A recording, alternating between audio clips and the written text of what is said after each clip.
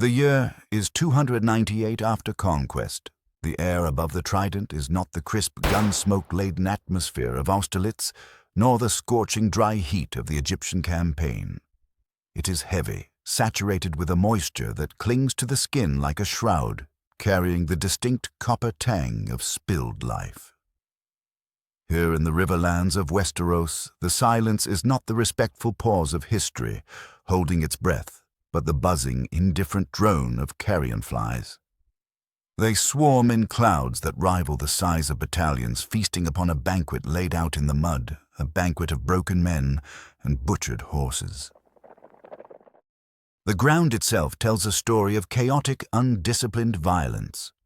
This was not a battlefield marked by the geometric precision of the Grande Armée, where columns moved with mathematical certainty and artillery carved predictable lanes of death. This was a brawl, a messy, intimate collision of steel on bone. The mud, a thick, churned slurry of river clay and human effluence, holds the bodies in a jealous grip. It is the same color as the earth of Poland in 1807, the kind of mud that swallowed boots and canoes alike. Yet here it is, devoid of the tracks of caissons. There are no ruts from heavy supply wagons, no scorched earth from mortar fire. Only the chaotic hoofprints of destriers and the sliding drag marks of dying men trying to crawl away from their ends. Amidst this tableau of medieval slaughter, a figure stirs. He does not rise with the vigor of youth, nor the sudden startle of a man waking from a nightmare. The movement is slow-pained and heavy, with the phantom memories of a stomach that had been consuming itself from the inside out. Napoleon Bonaparte opens his eyes. For a long, suspended moment, the Emperor of the French lies still staring up at a sky that feels fundamentally wrong. The cloud formations are unfamiliar, drifting with a lethargy that defies the trade winds of the Atlantic. He expects the ceiling of Longwood House on St. Helena. He expects the damp wallpaper, the stifling confinement of his British jailers, the oppressive silence of an island at the end of the world. Instead, he sees the grey, weeping canopy of a river valley. He inhales, expecting the medicinal scent of arsenic and laudanum, but his lungs fill with the raw, earthy stench of river weeds and blood. He pushes himself up. The motion is tentative. His hands, gloved and familiar, sink into the mire. He looks at them. These are the hands that redrew the map of Europe. They are not the withered, pale claws of a dying exile. There is strength in the fingers. The tremors of his final days are gone. A profound confusion washes over him, quickly replaced by the cold iron logic that defined his military genius. He checks his person. The grey greatcoat, the bicorn hat, battered but intact the boots. He is dressed for campaign, not for a funeral. Napoleon rises to his feet, his boots sucking loudly against the wet earth. He stands alone in a field of strangers. He brings a hand to his abdomen, habitually checking for the gnawing pain of the cancer, the ulcer that had been his final conqueror. It is gone. There is only a dull hunger and the stiffness of sleeping on hard ground. He begins to walk. His gait is the pacing of a caged tiger, the stride of a man accustomed to pacing the floorboards of a headquarters tent, while dictating letters to 3 secretaries simultaneously. He surveys the carnage with the detached forensic eye of an artillery officer. He does not see tragedy. He sees data.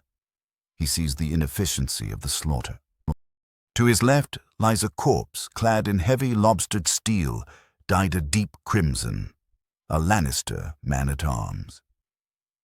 Napoleon halts, crouching to inspect the body. He runs a gloved finger over the breastplate. The metallurgy captures his attention immediately. It is thick, excessively heavy, hammered with a craftsmanship that speaks of individual artisanship rather than industrial standardization. In the French Empire, a cuirass was a uniform item mass-produced to specifications designed to deflect a saber, slash, or a spent musket ball. This is a walking fortress. Napoleon mentally calculates the weight, perhaps 60, maybe 70 pounds of steel. He shakes his head, a microscopic gesture of disapproval. To the Emperor, this armor represents a strategic failure. It sacrifices mobility for static protection. A soldier wearing this cannot march 30 miles a day. He cannot maneuver rapidly to flank an enemy. He's a slow, ponderous beast useful only in a frontal collision. It reminds him of the Austrian heavy cavalry obsessed with tradition, oblivious to the fact that speed is the essence of war. He moves on. A few yards away lies the opponent, a man in a quilted doublet of grey wool reinforced with boiled leather and ringmail. A stark soldier. The sigil of a direwolf is stitched onto the fabric stained dark with blood. Napoleon examines the leather. It is crude, cured with urine and salt smelling of unwashed animal hide. The weapon lying next to the hand is a long sword, the edge notched and dull. Napoleon picks up the sword. He tests its balance. It is top-heavy, a bludgeon with an edge designed for hacking, not the elegant lethal thrust of a French saber. There is no finesse in this weapon. It is a tool for a butcher, not a soldier. He looks at the blade's cross-section. The steel is folded impure, riddled with carbon inconsistencies.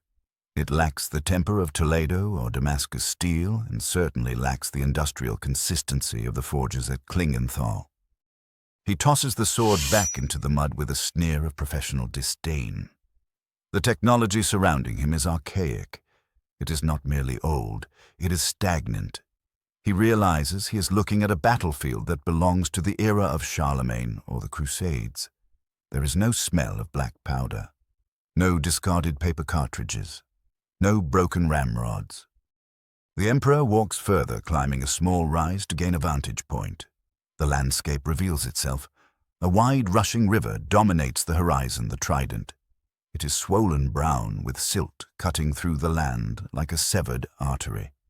He studies the terrain, his mind automatically overlaying a tactical grid upon the chaotic scenery. He notes the undulations of the ground, the copse of trees that would serve as excellent cover for a skirmisher.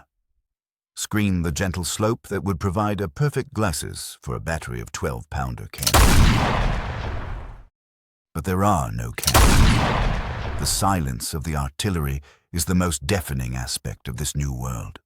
To Napoleon, the cannon is the ultima ratio regum, the final argument of kings.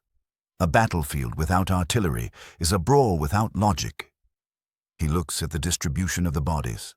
They are clumped together in tight knots, indicating that the fighting was hand-to-hand, a chaotic melee where unit cohesion collapsed entirely. There are no lines of retreat, no geometric evidence of a fighting withdrawal. One side simply broke and was cut down. He spots a dead horse, a massive destrier barded in mail. The animal is a behemoth far larger than the Arabian mounts he favored, larger even than the heavy horses of the cuirassiers. He approaches the beast. A lance protrudes from its flank. The lance is wood-tipped with a crude iron point. Napoleon analyzes the logistics implied by this animal. To feed such a beast requires immense fodder trains. To transport its armor requires wagons. An army composed of such heavy cavalry would be tethered to its supply lines, unable to live off the land, unable to move with the lightning speed of the corps system. He imagines maneuvering a corps of 30,000 Frenchmen against these steel-clad dinosaurs. He would simply march around them. He would cut their lines of communication, starve them, and then, when they were exhausted and immobile in the mud, he would shatter them with grape shot. The thought brings a grim, thin smile to his lips. They are primitives. Brave, perhaps. Violent, certainly. But primitives, nonetheless. He continues his inspection, moving toward a cluster of bodies that seem to be civilians' camp followers caught in the crossfire. Here, the Emperor's expression darkens. He sees the wanton cruelty inflicted upon them. These were not collateral damage from an artillery barrage. They were butchered with intent. He sees wounds that speak of torture, of sport. This offends his sense of order. War to Napoleon is a brutal equation, but it is an equation with rules. It is a political act, violence applied for a specific end. The looting and raping characteristic of the undisciplined mobs of the 30 Years' War was something he had stamped out in his own armies, or at least tried to channel. This scene before him reeks of feudal anarchy. It reminds him of the Mamelukes in Egypt, warriors who fought for personal glory and plunder rather than the state. He pauses over a map case, a leather satchel still strapped to a dead messenger. Napoleon cuts the strap with a small knife from his pocket, a personal grooming tool, gold-handled, bearing the imperial crest. He opens the case. Inside is a parchment rolled and sealed with wax. He breaks the seal. The map is hand-drawn, the cartography laughable by the standards of the 19th century. There are no contour lines, no soundings of the river depths, no scale bars. It is an artistic representation, not a military instrument. He sees names that mean nothing to him: River Run, the Twins Harrenhal. He scans the coastline. It does not match Europe. It does not match Africa. It does not match the Americas. He looks up at the sun. It is positioned high near its zenith. He checks his pocket watch, a masterpiece of Breguet engineering. The time on the watch reads 3 p.m., but the sun suggests it is closer to noon.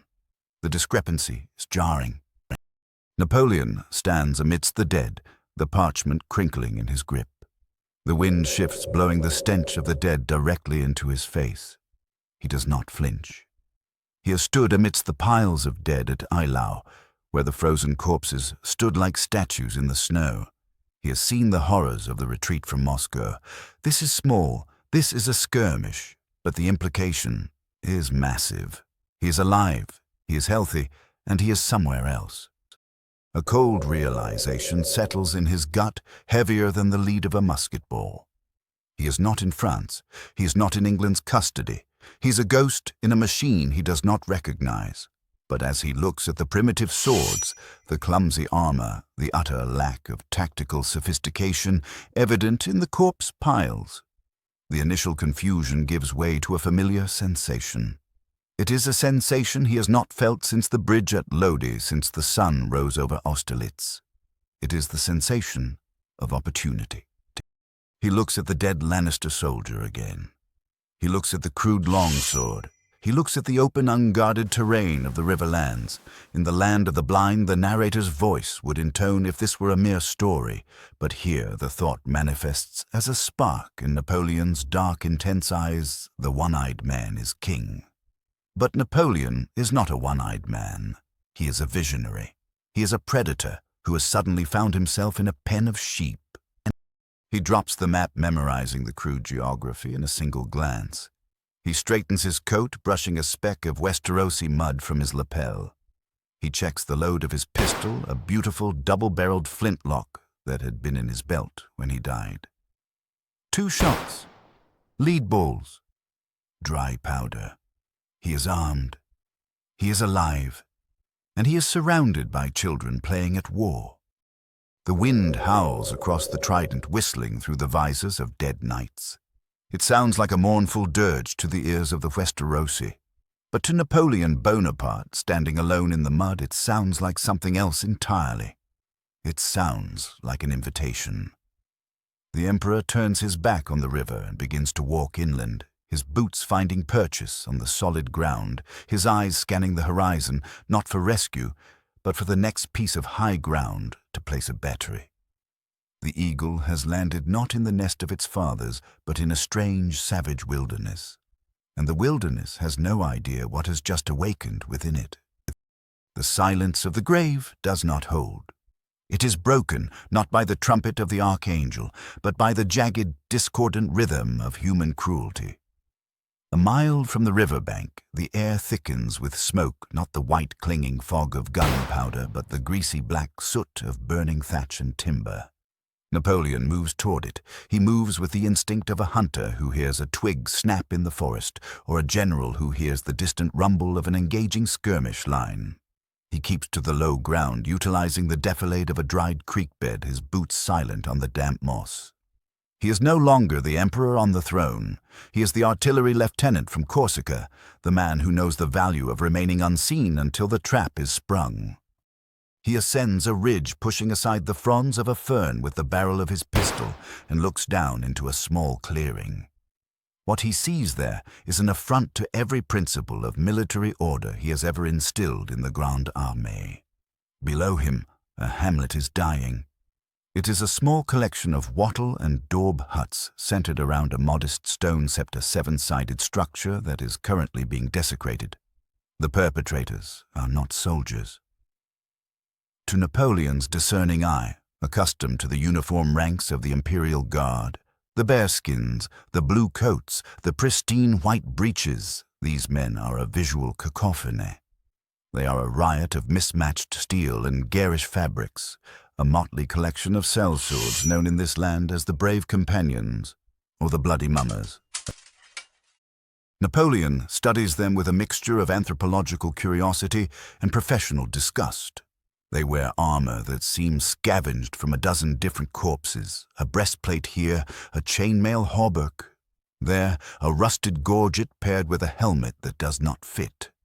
They are draped in motley purples, yellows, and crimsons colors that scream for attention, making them perfect targets for a marksman. In the wars of Europe, such conspicuous dress was reserved for the elite, for the Murats and the Ney men whose courage justified their visibility.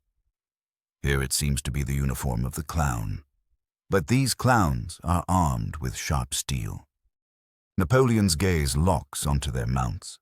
They are tethered loosely near the burning sept, unattended, a cardinal sin of cavalry doctrine. But the beasts themselves... Napoleon narrows his eyes. They are not horses.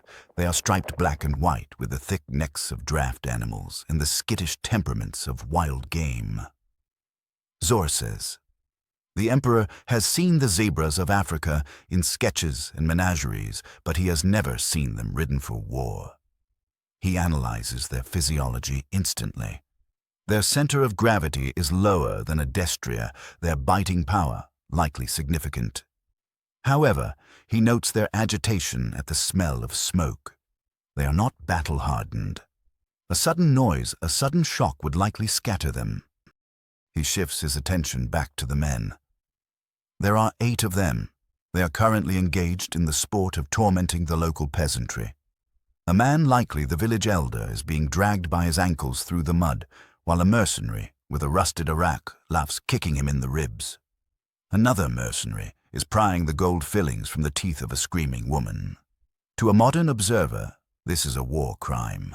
To Napoleon, it is something far more damning. It is inefficiency. He watches the leader of this band, a hulking brute with a copper mask and a Dothraki curved sword hanging from his hip. The man is shouting orders that are ignored, his voice slurring with intoxication. Napoleon dissects the scene. There is no perimeter established, no sentries posted on the ridge, no reserve force. They have assumed total impunity. They are drunk on power and likely cheap wine, completely oblivious to the surrounding terrain. They remind him of the Cossacks he faced in 1812, irregular, brutal, terrifying to the populace, but fundamentally undisciplined. A nuisance to a supply line, but brittle in the face of organized resolve. But these men lack even the savage loyalty of the Cossack. These are hyenas. Napoleon's mind begins to construct the geometry of the engagement. He is outnumbered 8-1. In a conventional sense, he should retreat. He is a head of state, not a skirmisher. But the Emperor does not retreat when faced with incompetence. He calculates the distance 40 yards. The effective range of his double-barreled flintlock pistol is perhaps 20 yards for a guaranteed lethal shot, though he has hit marks at 30. He examines the leader again. The brute is wearing a mail coif, but his face is exposed. His chest is covered by a brigandine jacket, plates of metal riveted between layers of leather. Strong against a slash, vulnerable to a thrust, but against a lead ball traveling at sonic velocity. It creates a hydrostatic shock that plate armor was never designed to absorb. Napoleon looks at the other men. They are scattered. 2 are inside a hut looting. 3 are by the horses, distracted by a loot sack. The leader and 2 others are in the center. If he strikes the head, the body will spasm. He analyzes the psychology of the weapon he holds. These men know the sound of steel on steel. They know the twang of a bowstring. They do not know the thunder of black powder. The report of a flintlock is not just a noise, it is a concussive event. It smells of sulfur, the scent of hell. In a superstitious age, a weapon that kills with lightning and smoke is not a tool. It is magic. He watches the leader raise his sword to strike the prostrate villager. The brutality is clumsy. The mercenary telegraphs the blow winding up like a woodcutter. A French saber instructor would have whipped him for such poor form.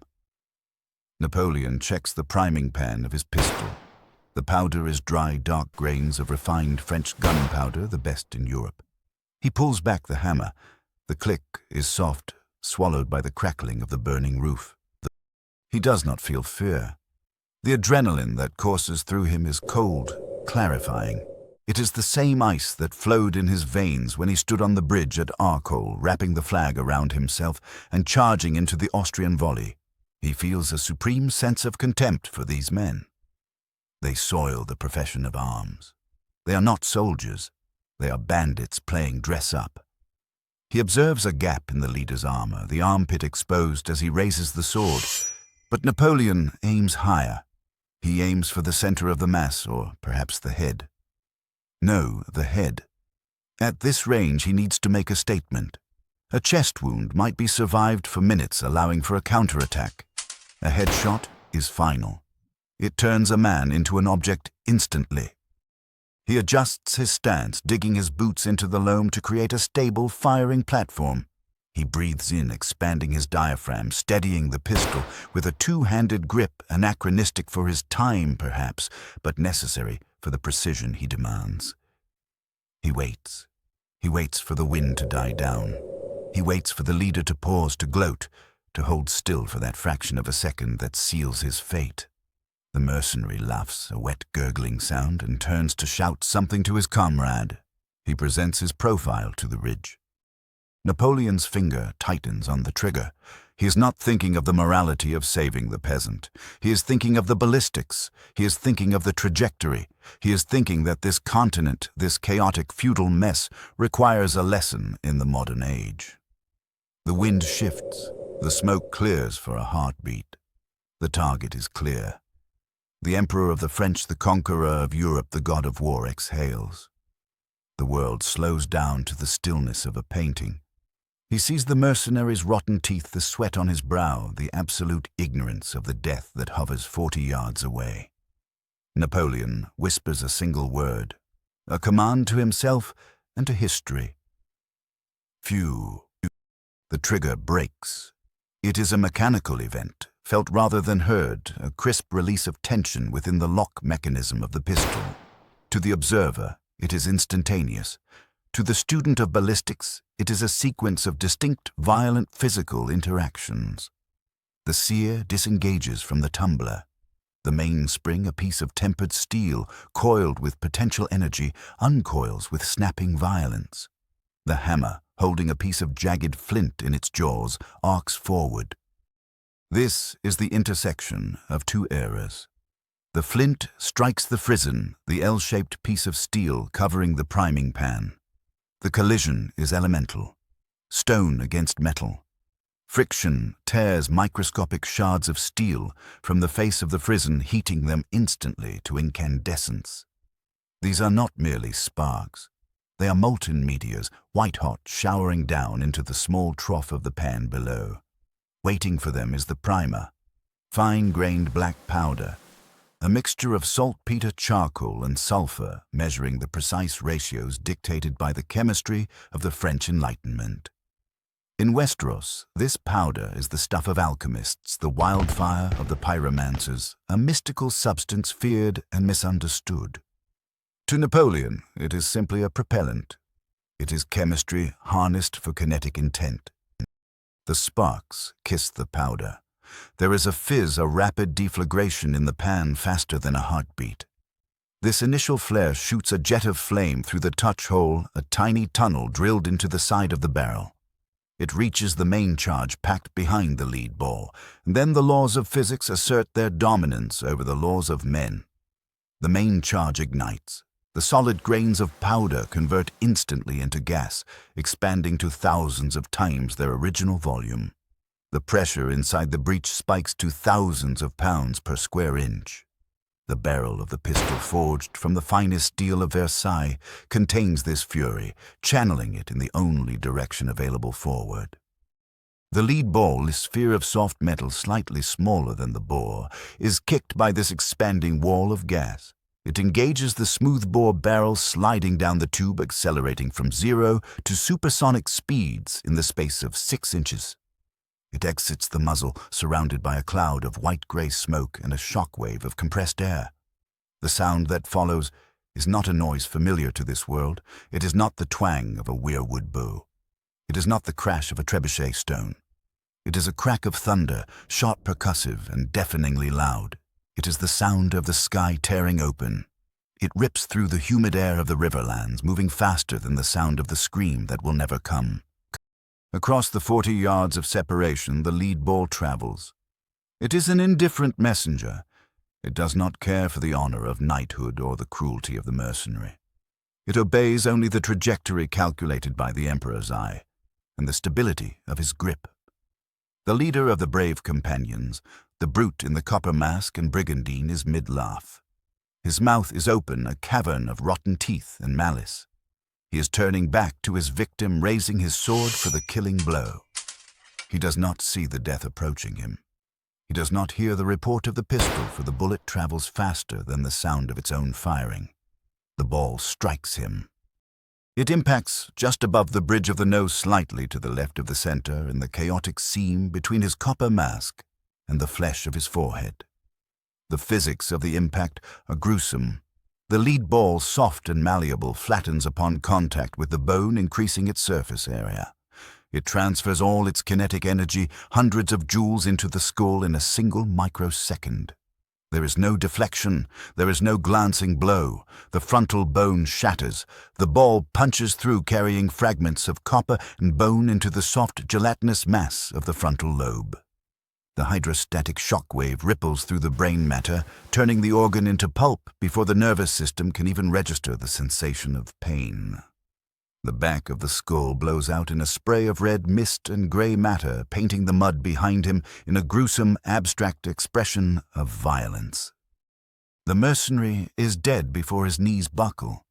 The body, stripped of its animating spark, obeys gravity. It drops like a puppet with cut strings. The heavy iron sod falls from his hand, landing in the mud with a dull, wet thud that is entirely subsumed by the echoing roar of the gunshot. The corpse hits the ground, face first, the copper mask driven into the mire, the legs twitching in the final electrical spasms of a disconnected nervous system. Then the sound arrives. Crack, boom! The noise washes over the clearing like a physical wave.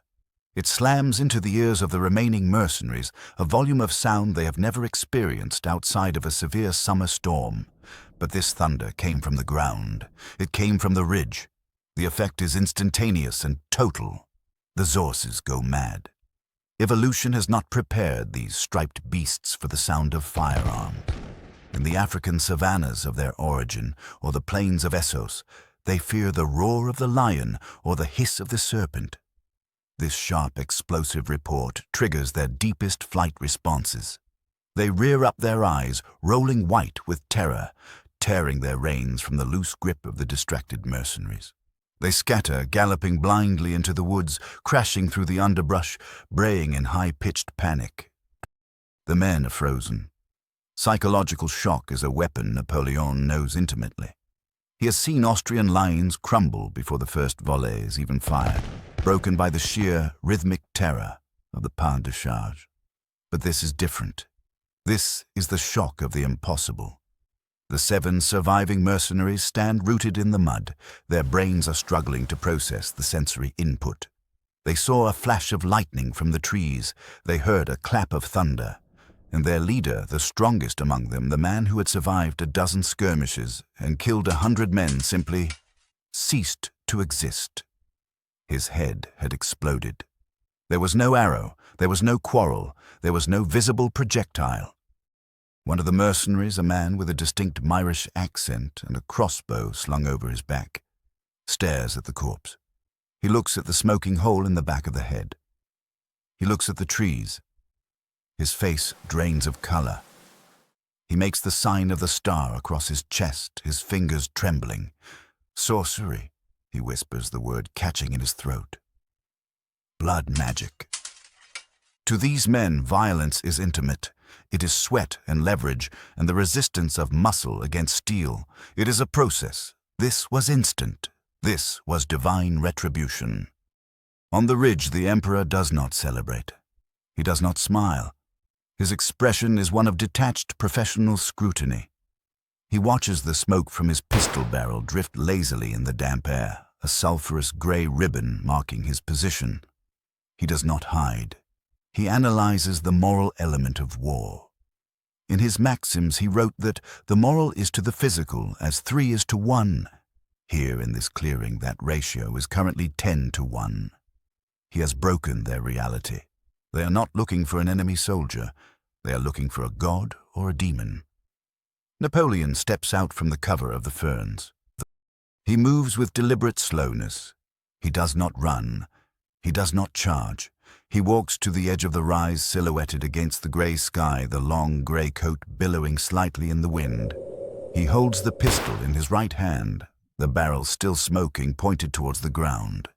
He keeps his left hand tucked into his waistcoat, a posture of absolute, terrifying calm. He looks down at them. He is small in stature, yet he looms over the clearing like a giant. He catches the eye of the Myrish crossbowman. He holds the gaze. He does not blink. He begins to reload. The action is performative. He snaps the frizzen forward. He reaches into his pocket and withdraws a paper cartridge, a pre-measured tube of paper containing powder and ball. He bites the end off the paper. The only sound in the silent clearing is the tearing of that paper. He pours a pinch into the pan. He snaps the frizzen shut. He pours the rest down the barrel. He draws the ramrod from beneath the barrel, inserts it, and rams the charge home. Thud, thud. The rhythmic sound of the ramrod echoes in the silence. It is a mechanical, industrial sound. It is the sound of a machine being reset. The mercenaries watch him paralyzed. They have weapons. They have crossbows. They could rush him. But the sheer audacity of the act, a lone man standing in the open, calmly reloading a weapon of fire after obliterating their leader, holds them in a trance of fear. They are waiting for him to summon another bolt of lightning. They are waiting for judgment. Napoleon returns the ramrod to its housing. He pulls the hammer back to full cock. Click. The sound is small, but it carries the weight of a gavel striking a judge's bench. He raises the pistol again. He does not aim at a specific man this time. He sweeps the barrel across the group, encompassing them all in the arc of death. He has not spoken a word. He has not needed to. The Flintlock pistol, that triumph of French engineering, has spoken for him. It has announced that the age of the sword is ending. It has announced that a new power has arrived in Westeros, one that commands fire and thunder, one that treats death not as a duel, but as a calculation. The smoke clears completely. The smell of sulphur, rotten eggs, and hellfire drifts down into the village, overpowering the smell of the burning thatch. It is the scent of the future. And for the brave companions standing in the mud with their mouths agape and their bowels turning to water, it is the scent of their own obsolescence. The Emperor stands on the high ground. The silence stretches taut as a bowstring waiting for his command. He has claimed the initiative. He has seized the psychological high ground. Now he will seize their souls. The Emperor descends from the ridge. He does not rush. In the military lexicon of Napoleon Bonaparte, haste is a sign of weakness, of a mind reacting to circumstances, rather than dictating them. He walks down the slope with the measured, deliberate gait of a man inspecting a parade ground at the Tuileries, indifferent to the fact that his boots are sinking into the blood-slicked mud of a foreign river valley.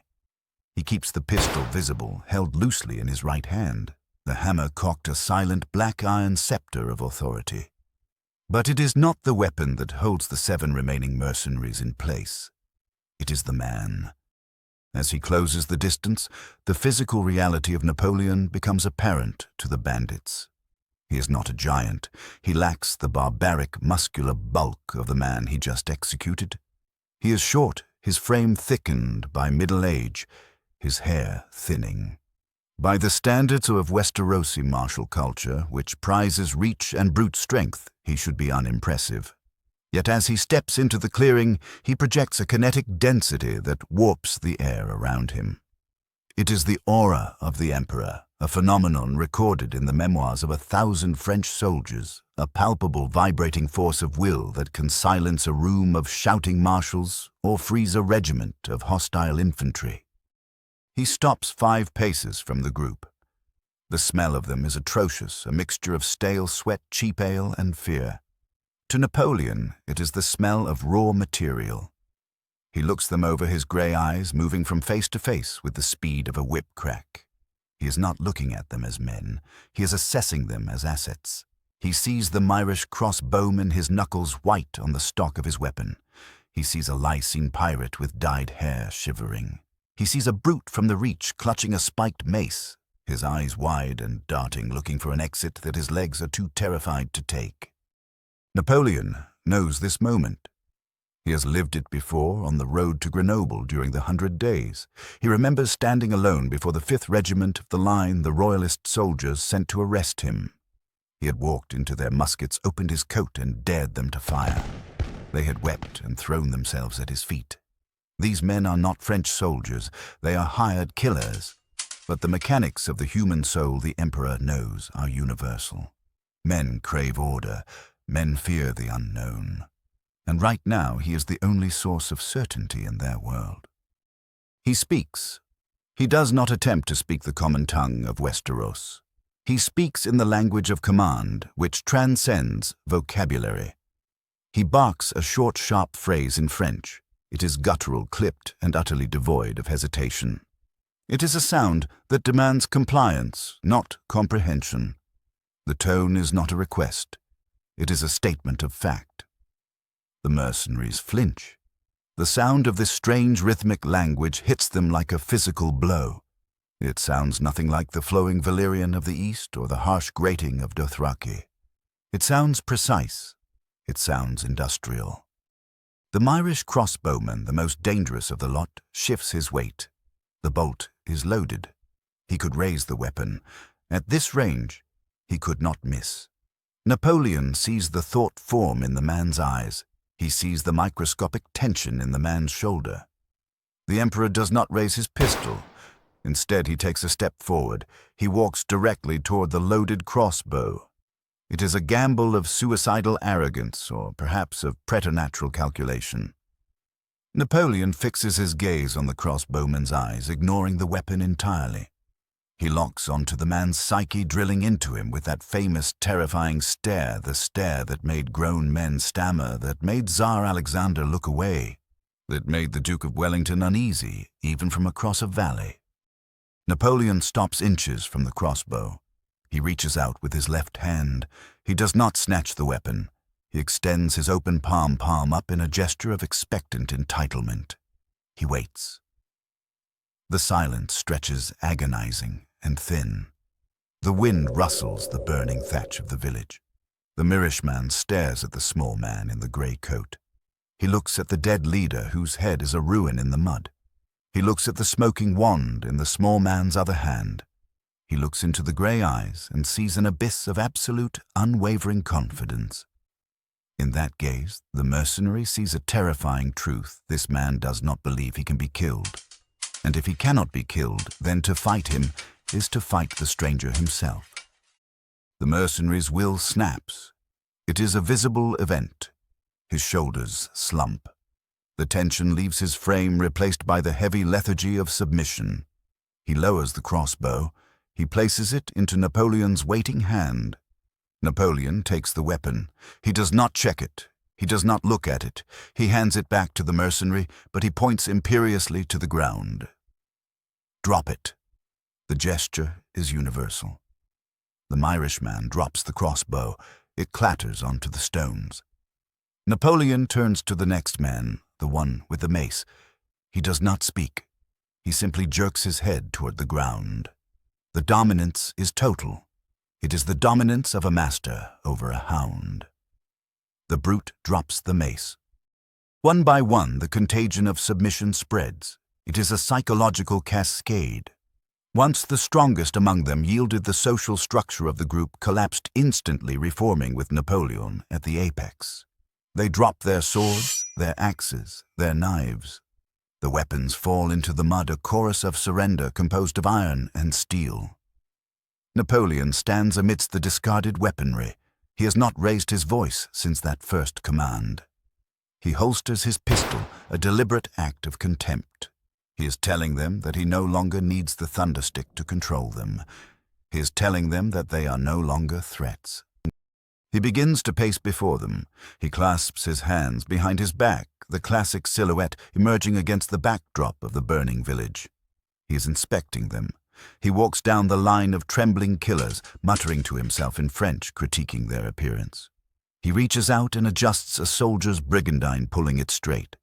He kicks the feet of another apart, widening his stance. He is correcting their posture. He is treating them not as captives, but as recruits. This is the genius of the emperor. He understands that these men are mercenaries. They have no loyalty to ideology, only to strength and coin. He has demonstrated strength, supernatural strength, in their eyes. Now he must offer them a purpose. He must transform their fear into utility. He stops in the center of the line. He looks at them, his face hard, his expression severe. He points to the burning huts. He mimes the action of extinguishing a fire. He gestures to the buckets near the village well. He claps his hands, once sharp, loud, demanding. Work. The mercenaries hesitate for a fraction of a second, confusion warring with fear. Napoleon steps forward, his eyes flashing, and barks a single explosive syllable. Allez. The paralysis breaks. The men scramble. They trip over themselves in their haste to obey, running toward the well, grabbing buckets, shouting at each other to move faster. They do not know why they are saving the village they were just looting. They do not understand the moral calculus. They only know that the small man with a thunder weapon wants the fire out, and they are more afraid of disappointing him than they are of the fire. Napoleon watches them run. He stands alone in the center of the muddy hamlet, the master of the field. He adjusts his bicorn hat, pulling the brim lower over his eyes. He feels the familiar thrum of the machine beginning to turn. It is a small machine, 7 ragged bandits and a burning village, but it is a start. He looks down at the corpse of the leader he killed. He studies the copper mask, now half buried in the muck. He nudges the body with the toe of his boot, turning it over. He looks at the dead man's belt, heavy with a pouch of coins. Looted gold. Napoleon stoops and cuts the pouch free. He weighs it in his hand. Gold dragons. Silver stags. It is a primitive currency, but it obeys the same economic laws as the franc. Money is the sinews of war. He looks back at his new troops forming a bucket brigade, splashing water on the smoking ruins. They are undisciplined, dirty, and morally bankrupt. They are scum, but the emperor smiles, a cold, thin expression that does not reach his eyes. Scum can be filtered. Scum can be molded. He built the Grande Armée from the chaos of the Revolution. He took the starving, shoeless mobs of 1796 and turned them into the conquerors of Italy. He will do it again. He walks toward the septi, moving to inspect the interior, his mind already racing ahead, leaving the skirmish behind. He's no longer thinking of survival. He's thinking of organization. He is thinking of logistics. He is thinking of how to turn 7 men into a squad into a company into a battalion. The wind picks up, swirling the ash around him. To any other man, this is a bleak, hopeless exile in a savage land. To Napoleon Bonaparte, standing with his hands behind his back, surveying his new dominion of mud and ash, it is simply Monday. The conquest has begun. The fires of the hamlet have been reduced to sullen, hissing embers, strangled by the frantic efforts of the 7 men who now stand in a ragged line before the village well. They are panting, their chests heaving beneath layers of quilted cotton and rusted male sweat, cutting rivulets through the soot on their faces. They look less like warriors and more like coal miners emerging from a collapsed eyes, wide with the trauma of survival. Napoleon Bonaparte walks the length of this line. He does not stride with the pomp of a coronation. He walks with the scrutinizing, invasive intimacy of a quartermaster general. This is the assessment. It is the moment where the raw ore of humanity is graded for its potential to be forged into the steel of the empire. He stops before the brute who had dropped the mace. The man towers over Napoleon, a giant of the reach, likely bred on cream and beef. But he shrinks now, hunching his shoulders as the emperor reaches out to inspect his armor. Napoleon's gloved hand strikes the man's breastplate. Clang. The sound is dull, deadened by the layer of rust and the poor quality of the iron. He runs a finger along the rivets. They are loose. The leather straps holding the pauldrons are fraying dry-rotted from lack of oil. To the Westerosi mind, this man is a tank, a walking fortification. To Napoleon, he is a logistical disaster. The emperor mentally dissects the equipment. This suit of mixed plate and mail weighs perhaps 60 pounds. Add the helmet, the mace, the dagger, the heavy woolen undergarments required to prevent chafing. This man is carrying half his body weight before he even lifts a supply pack.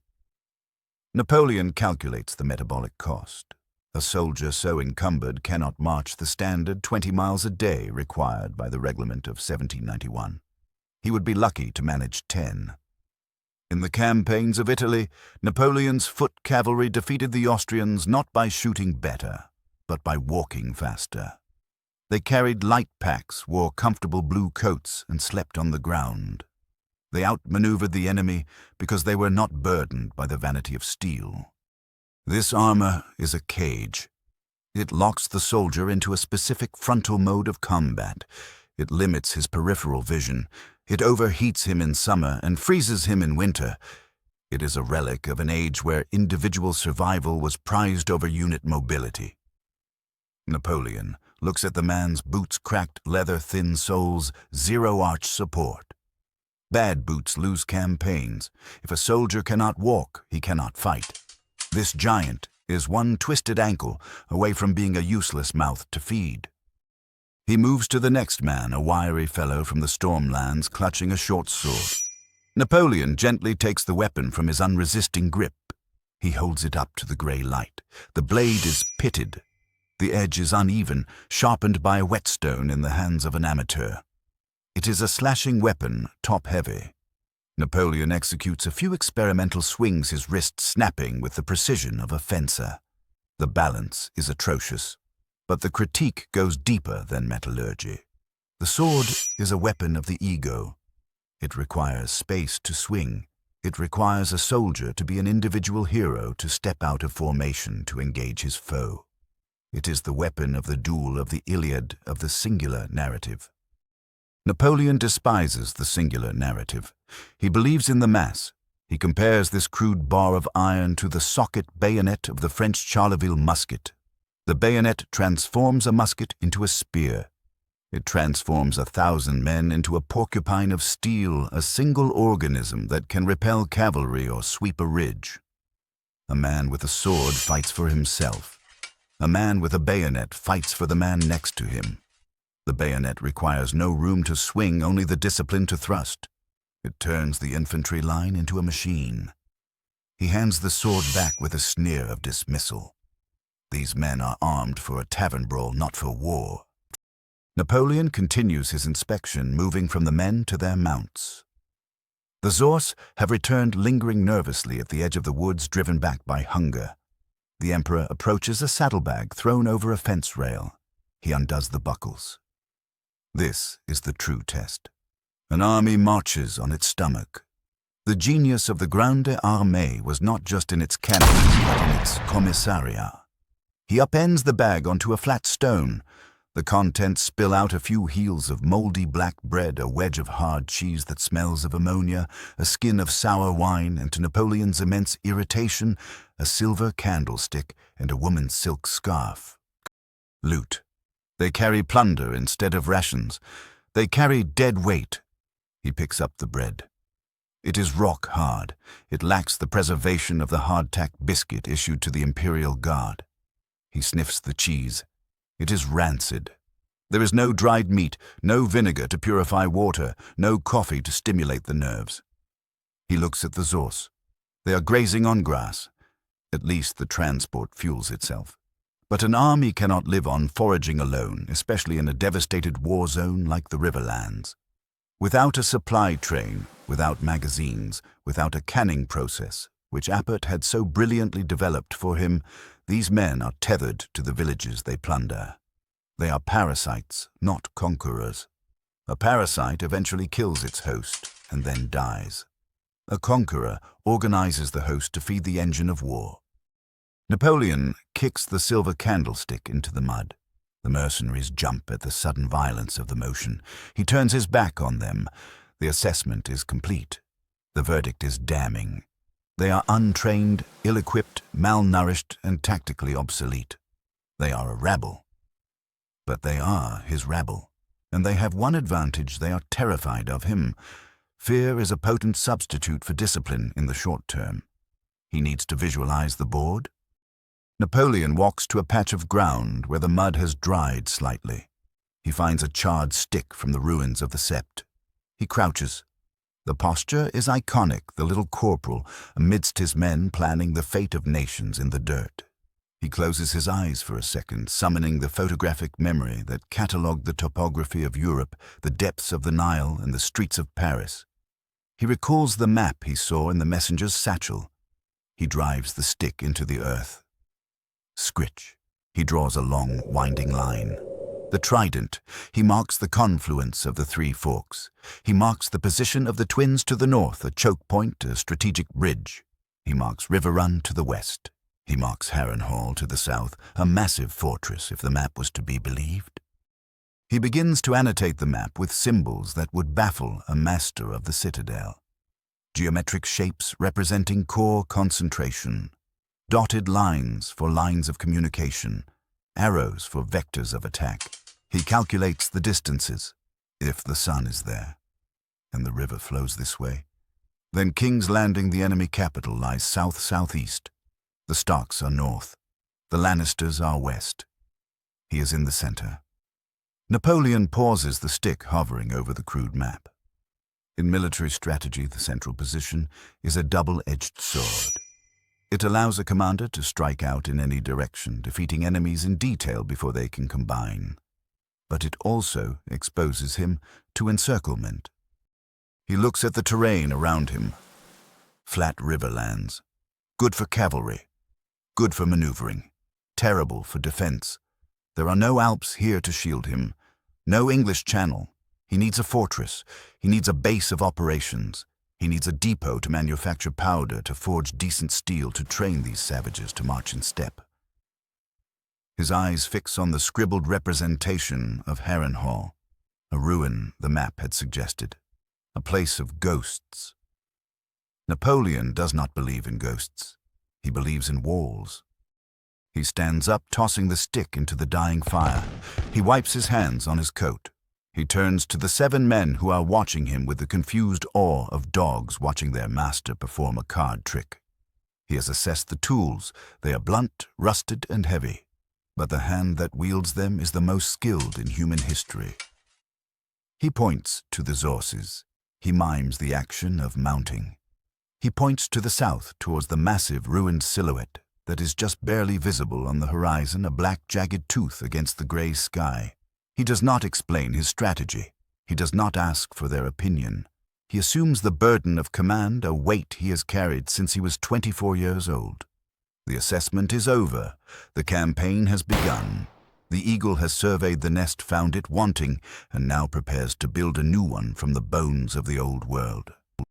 The dirt map is crude, a scratch of charcoal and mud that would be laughed out of the topographical bureau in Paris. But to the emperor, the medium is irrelevant. The geometry of war exists in the mind, not on the parchment. As he stares down at the Riverlands, the chaotic scribble of lines and curves begins to lift from the earth, reconstructing itself in his imagination into a 3-dimensional chessboard of elevation, distance, and time. He sees the Trident not merely as a river, but as the central artery of the continent. It is the Danube of Westeros. His eyes trace the Green Fork, the Blue Fork, and the Red Fork.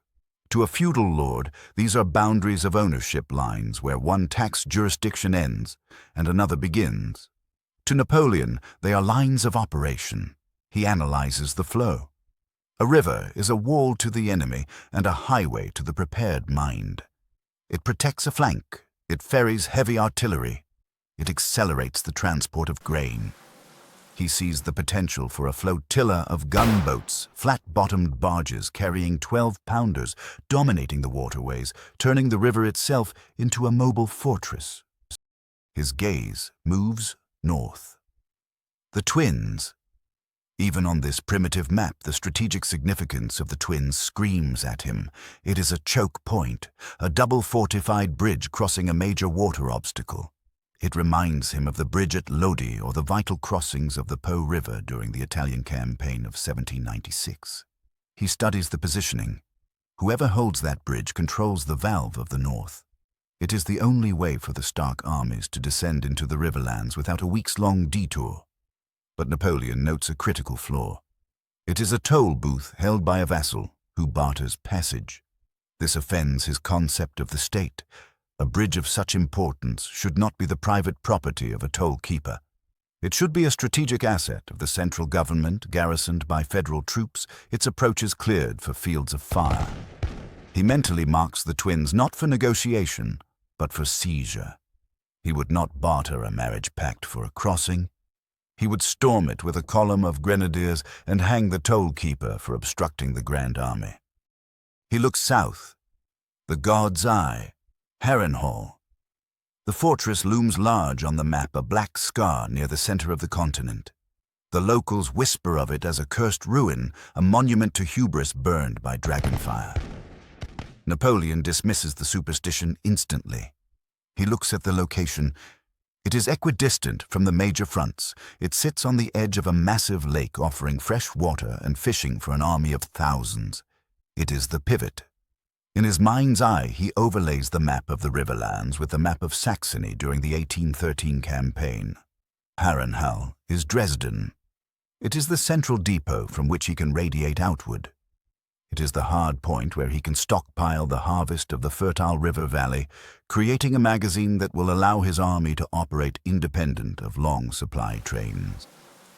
The walls, however, melted, are high. They offer a secure cantonment where he can drill these undisciplined peasants into a machine. He does not need a palace. He needs a base of operations. Harrenhal is that base. Now the Emperor widens his focus to the enemy dispositions. He knows from the captured messages and the chatter of the mercenaries that there are two main hostile bodies. The Starks are descending from the north. The Lannisters are encroaching from the west and south. A lesser general, a man like Mac or Brunswick, would look at this map and see a trap. They would see themselves caught between the hammer and the anvil, surrounded by superior numbers, in danger of being crushed. They would advise retreat to the coast or a defensive posture behind a river line. Napoleon smiles. It is the smile of a tiger who finds the paddock gate open. He sees the central position. This is the situation he spent his entire career engineering.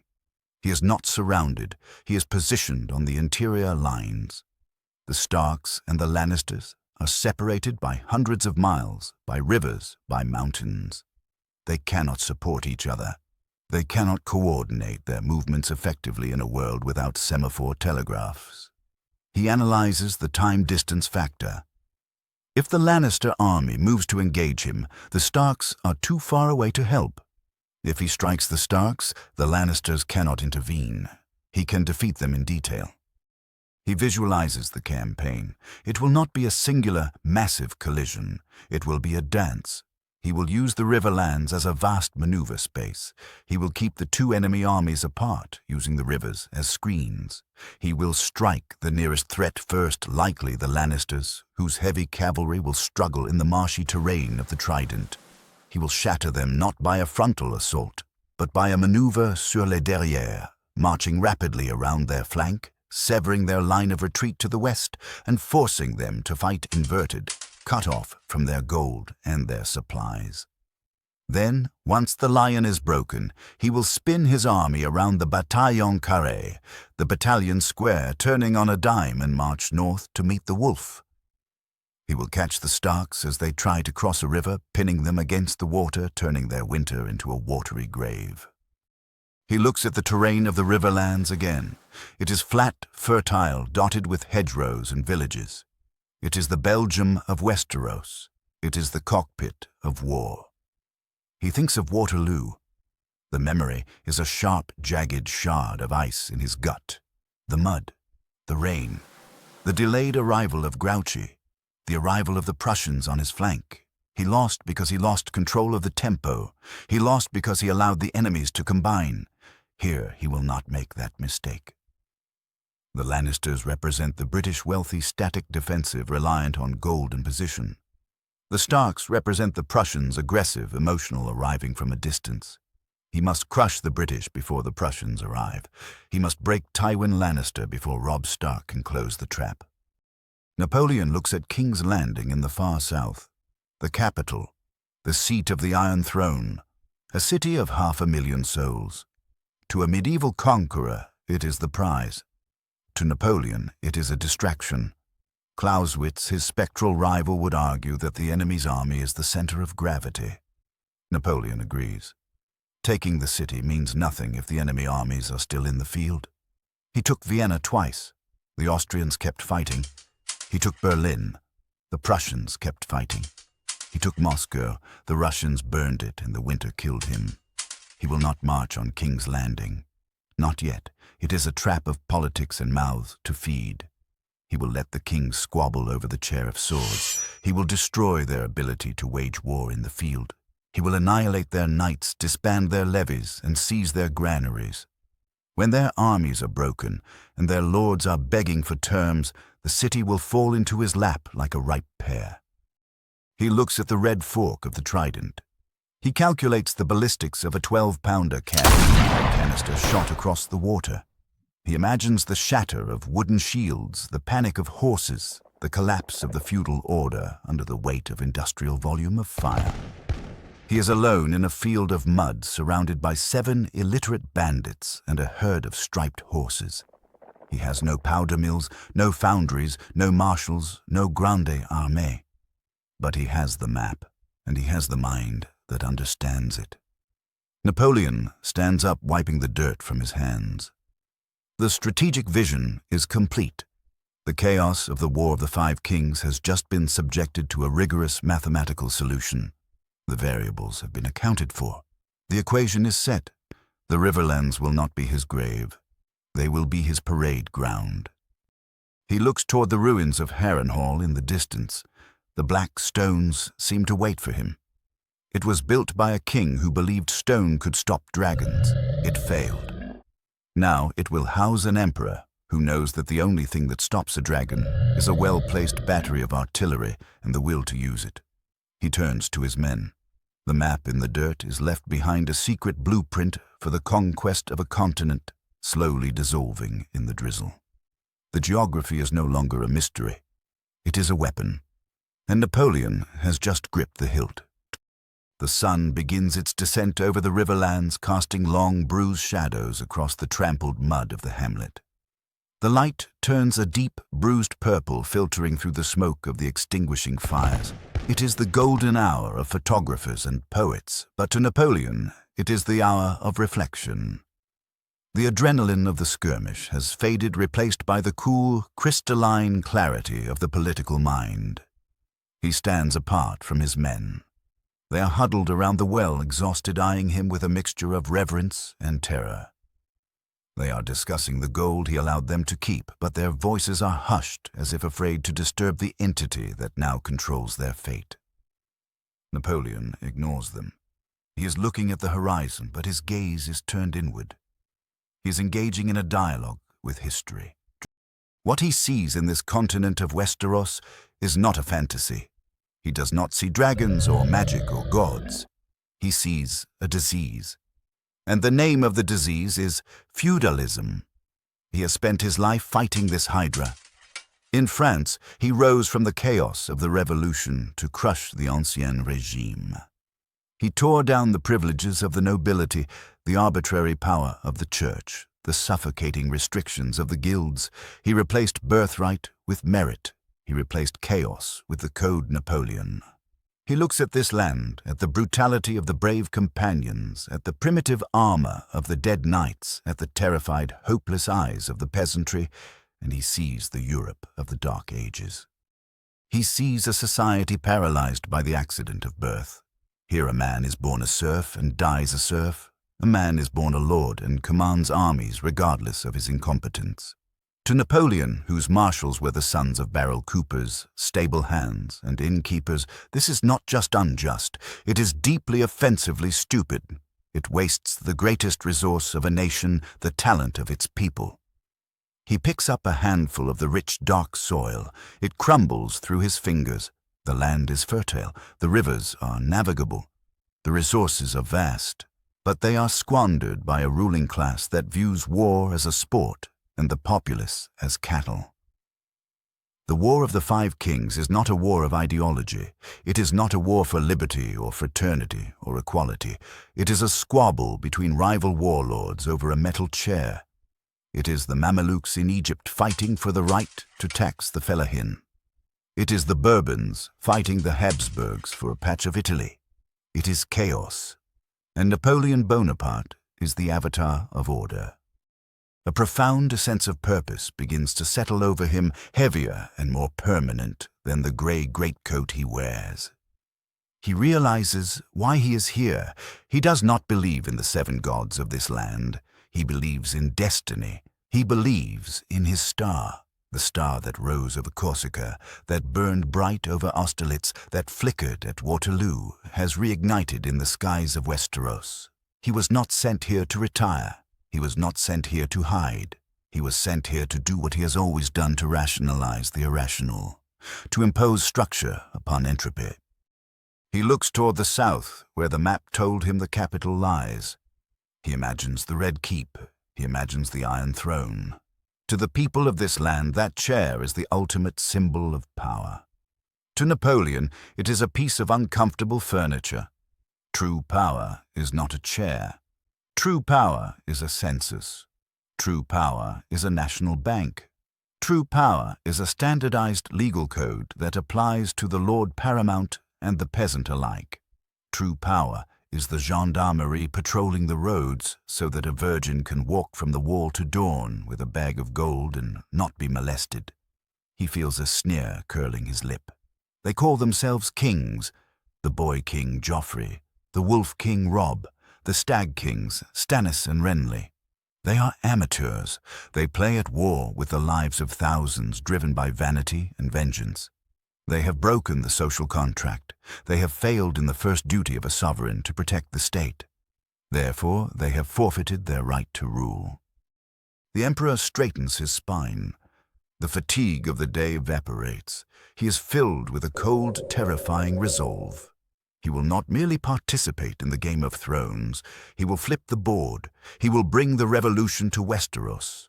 Not the chaotic, bloodthirsty revolution of the guillotine that he despised, but the orderly, administrative revolution of the empire. He will break the wheel of feudal cycles, not to free the people in some abstract, sentimental sense, but to make them useful.